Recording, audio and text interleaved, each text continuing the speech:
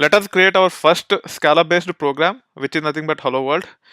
In this case, IntelliJ is already launched, so we can actually click on create new project and take it from there. In case if it is not already launched, either you have to click on your desktop shortcut, or you can actually search for IntelliJ in this search bar and make sure that the desktop app is available, and then you can click on this, and then it will take you to the same pop-up where you can actually click on create new project. Once you click on create new project, you need to make sure that you choose Scala here. You can see by default it have chosen Java. Don't use Java. You have to choose Scala here, and you need to ensure that we are going to use SBT, and then click on next. And first and foremost thing, you need to configure your JDK. You can see no JDK is selected yet. You can actually go to the JDK which we have already set up by clicking on this new, and then the location is typically C program files Java JDK, unless you change it when you actually set up your JDK. So in this case, I have chosen that, and then I am giving the name, and the name is nothing but Scala demo. And when it comes to SBT, here I want to use 0.13 for now. The reason is it is the most popular SBT version as of today, and even with respect to Scala, we'll be using the latest version under 2.11, not the latest Scala version. Okay, the reason being those are the main versions that are being used as of today. Then click on finish, and then click on close. If you are using Windows and if it is actually configured with Windows Defender firewall, it will pop up this window, and you have to click on allow access, and then it will actually set up the project. As the project is set up successfully, now let us understand what's going on under the hood. As the project is created, there will be a directory in our operating system, and you can see the location here. On our PC, it is C users dgadi, which is my username, and that is my home directory. Under that, you have idea projects and then Scala demo. This is my project's base directory. And if you expand this directory, you can see there are multiple directories and a file, which is nothing but build.sbt.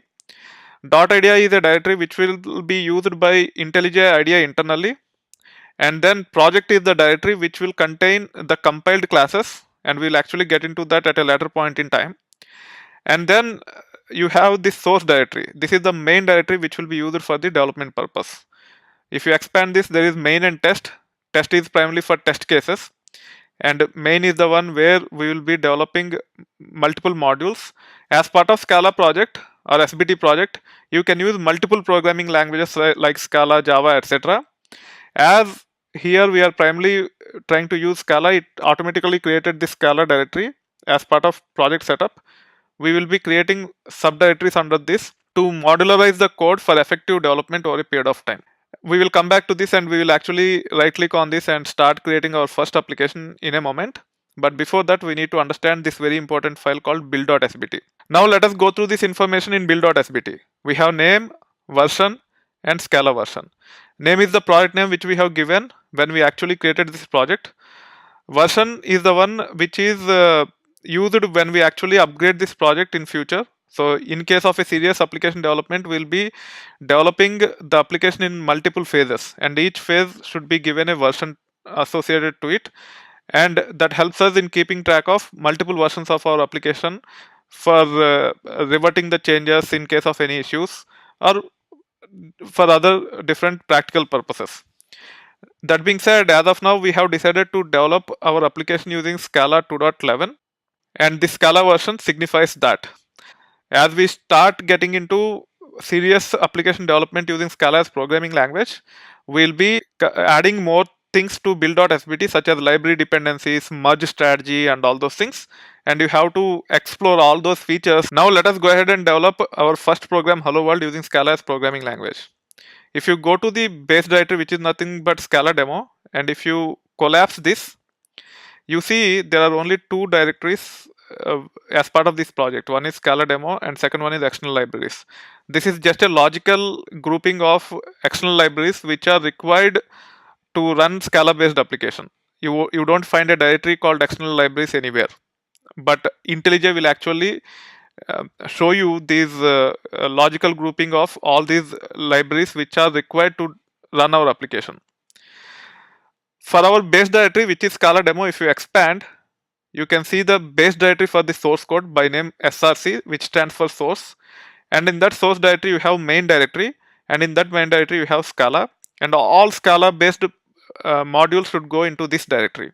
Now right click on the Scala directory, go to new, click on Scala class, change the kind to object. Object is a keyword in Scala which represents a singleton class in JVM. And here you have to give the program file name. In this case, I am specifying it as the hello world. You can give any name. The program file name and the singleton class name need not match. Okay. And then hit enter and start defining the main method. And IntelliJ will pop up with a suggestion to use the template for main method. You can select that by hitting down arrow. Once it is highlighted, you can hit enter and you will be seeing the boilerplate code for your main function. It take argument called args, which is of type array, and each element in that array is of type string. And we will actually get into this at a later point in time. Now to just conclude our hello world, we just have to type println and then hello world, save it, right click and run. For the first time, it might take some time to compile your project and run, but it will not take a very long time after that. Once you click on run hello world, you will see the output as part of the console within the IntelliJ IDE itself. This actually concludes the setup of IntelliJ with Scala plugin.